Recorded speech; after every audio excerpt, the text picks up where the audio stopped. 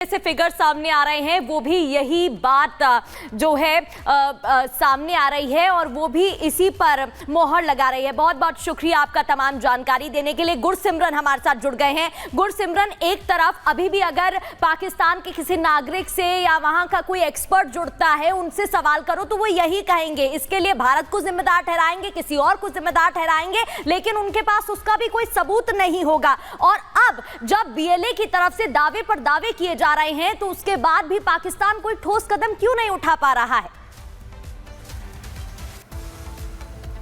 देखिए, कहीं ना कहीं मुश्किलें जो हैं वो लगातार पाकिस्तान के लिए बढ़ रही हैं, क्योंकि ये आज का जो हमला नौशकी में हुआ है रक्सान मिल के पास, ये एक हमला नहीं था, इसको आप डबल स्ट्राइक के तौर पर देखें। सबसे पहले जो फिदाइन स्क्वाड है मजीद ब्रिगेड, उसकी तरफ से जो है आईडी हमला किया गया। 8 बसों का ये काफिला था जिसको निशाना बनाया गया और जैसे ही मजीद ब्रिगेड का हमला खत्म होता है, यानी कि फिदाइन जो सुसाइड बॉम्बर्स हैं वो अपने आप को उड़ाते हैं, उसके बाद से फतेह स्क्वाड का हमला होता है जो कि स्पेशल फोर्सेस मानी जाती हैं बीएलए की। तो एक दोहरा हमला जो है वो पाकिस्तानी सेना पे किया गया ताकि अगर आईडी ब्लास्ट से कोई बच भी जाता है तो दूसरा नुकसान हो सके, और वैसा ही जो है फतेह स्क्वाड ने किया। अब आने वाले दिनों में पाकिस्तान के लिए चिंताएं ज़्यादा बढ़ेंगी।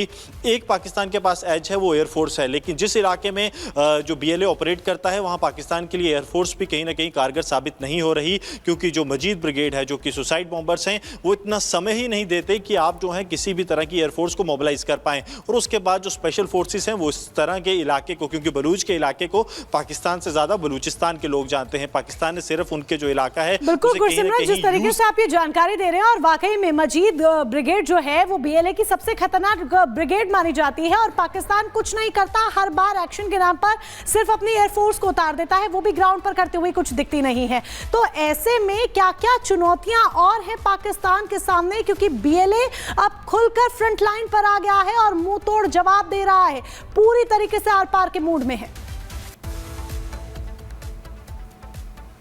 देखिए, सबसे बड़ी चुनौती जो पाकिस्तान के लिए आप ये मान के चलिए कि पाकिस्तान के लिए वहाँ पर ग्राउंड सपोर्ट नहीं है, क्योंकि वहाँ के लोग जो हैं वो पाकिस्तान से तंग आए हुए हैं और यही सबसे बड़ी चुनौती है। जब आम आवाम लोगों का जो फोर्स है उसके साथ नहीं होगा तो वहाँ पर ऑपरेट करने में काफ़ी ज़्यादा मुश्किलें होंगी, क्योंकि लोग वहाँ पर ये जानते हैं कि बलूचिस्तान लिबरेशन आर्मी जो है वो पाकिस्तान के कहने के मुताबिक कोई आतंकी संगठन नहीं है, वो उन लोगों के हकों की लड़ाई लड़ रही है, जिसके लिए वो लोग कई दशक जो हैं वो बिता चुके हैं कई अपने लोगों को। क्योंकि बलूचिस्तान का सबसे बड़ा मसला क्या है वो हमें जानना है, वो है फोर्स डिसअपीयरेंस, यानी कि लोग गायब हो जाते हैं घरों से, उसे पाकिस्तानी सेना उठाकर ले जाती है।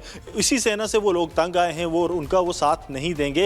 यही पाकिस्तान के लिए सबसे बड़ी चुनौती है, ग्राउंड सपोर्ट ना होना। बाहर से आप किसी भी इलाके में चले जाएं, जब आपको वहाँ पर इलाके में ग्राउंड सपोर्ट नहीं मिलेगी वहाँ पर किसी भी तरह का ऑपरेशन सक्सेसफुल नहीं होगा।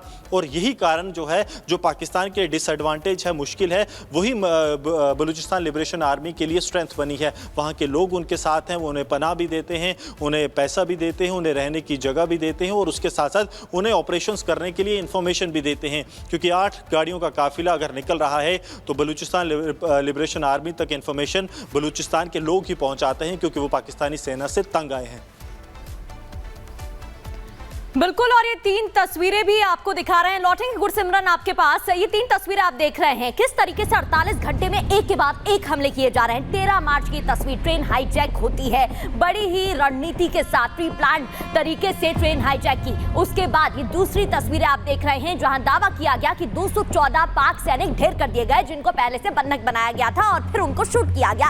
आज फिर हमला हुआ है, एक बार फिर से हमला और उसमें 90 पाक सैनिक ढेर कर दिए गए हैं, ऐसा दावा किया जा रहा है। ये 3 तस्वीरें आप देख रहे हैं जो कि बता रही हैं किस तरीके से बीएलए अब ऑन ग्राउंड फ्रंट लाइन पर है और एक के बाद एक ताबड़तोड़ अटैक कर रही है और साफ तौर पर यह बात बता रही है कि वो आर पार के मूड में अब पूरी तरीके से है। 48 घंटे पाक पर ट्रिपल अटैक। बिल्कुल, 48 घंटे में प्रगति, ये ट्रिपल अटैक पाकिस्तान में हुआ है और पाकिस्तान देखा जाए तो चारों खाने चित यहां पर नजर आ रहा है, क्योंकि वो पाकिस्तान जिसने कभी आतंक को पनाह दी अब खुद ही अपने ही घर में ढेर होने की नौबत पाकिस्तान की आ गई है। यही एक बड़ी वजह है कि एक के बाद एक अलग अटैक्स पाकिस्तान पर किए जा रहे हैं, चाहे आप बीएलए की बात कर लीजिए या फिर पाकिस्तान में जिस तरीके से आतंकियों को पनाह दी गई। पाकिस्तान जो कभी एक सुरक्षित जगह आतंकियों के लिए हुआ करता था, लेकिन अब एक के बाद एक वही आतंकी वहां पर मार गिराए जा रहे हैं। खाने पीने के लालच पड़े हुए हैं, किल्लत है वहां पर भोजन की, अन्न की,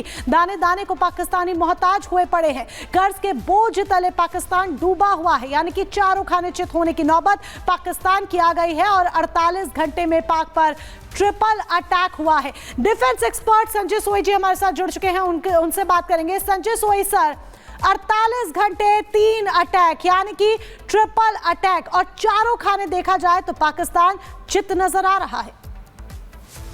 नहीं, बिल्कुल पुनीता जी, ऐसा है कि पाकिस्तान जो उन्होंने बोया आज उसी को पा रहे हैं।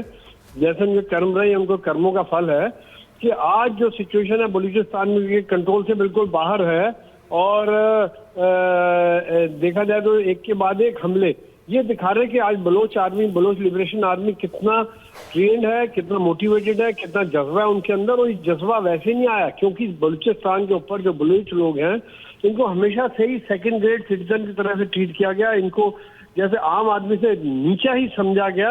अब वहां का पूरा मिनरल रिसोर्सेज निकालते रहे, चाइना को वहां के इलाकों के अधिकार दे दिए गए और लेकिन वहां का आम आदमी गरीब से गरीब रहा। और आज भी जब पाकिस्तान की सेना ने कभी भी बातचीत का जरिया नहीं अपनाया, सिर्फ एक जुर्म करते रहे, हेलीकॉप्टर के द्वारा, ड्रोन के द्वारा, आर्टिलरी के द्वारा बम्बार्डमेंट करके गांव के ऊपर 5000 से ज्यादा लोगों को उठा लिया।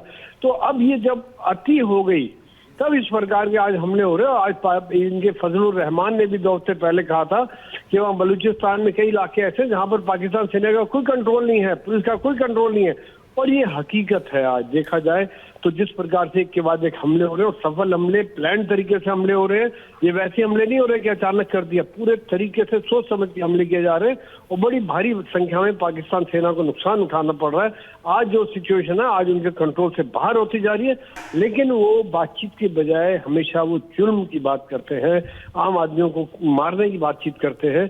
यही कारण है कि ये चीज मुझे कई बार ये लगता है कि वो शायद जैसे 1971 में बांग्लादेश वाली बात हुई थी, आज बलूचिस्तान में भी वो बांग्लादेश टाइप की फीलिंग उठ के आ रही है और पाकिस्तान की कंट्रोल से बाहर होता जा रहा है। बिल्कुल। मेजर जनरल संजय सर, मैं आपसे ये भी समझना चाहूंगी, जिस तरीके से फिगर सामने आ रहे हैं, आप भी जानकारी दे रहे हैं, साफ तौर पर समझ में आ रहा है कि पाकिस्तान वीक पड़ रहा है, लेकिन उसके बाद भी ना वो ये मानने को तैयार हो रहा है कि वो वीक पड़ रहा है और ना ही ये मानने को तैयार हो रहा है कि अभी तक कुछ हुआ भी है। वो तो कह रहा है कि ये जो फिगर सामने आए हैं वो भी झूठ है। पुनीता जी सही कह रहे हैं आप। वो तो हमने उनको पता है कि किस प्रकार से वो झूठ पे झूठ बोलने की उनकी पुरानी आदत है, वो उनकी चलती रहती है, उनकी पुरानी आदत चलती रहती है। और वहां पर इस चीज में वो नहीं कर पाते हैं। देखा जाए तो फिर उसके बाद इल्जाम इंडिया के ऊपर लगाना शुरू कर देते हैं। और जब उनका ये फेलियर है सेना का, फेलियर है उनका इंटेलिजेंस का, फेलियर है उनके नेतृत्व का, फेलियर है उनकी पॉलिटिकल विल का, फेलियर है जिस प्रकार से उन्होंने बलूचिस्तान को नेग्लेक्ट किया गया। और आज ये वीकनेस है और